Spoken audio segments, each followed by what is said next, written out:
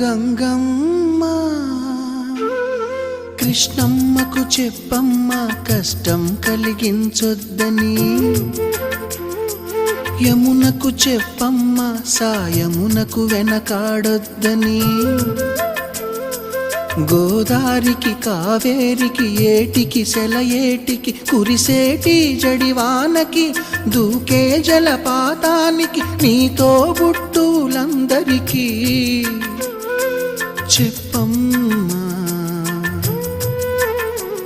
మా గంగమ్మ.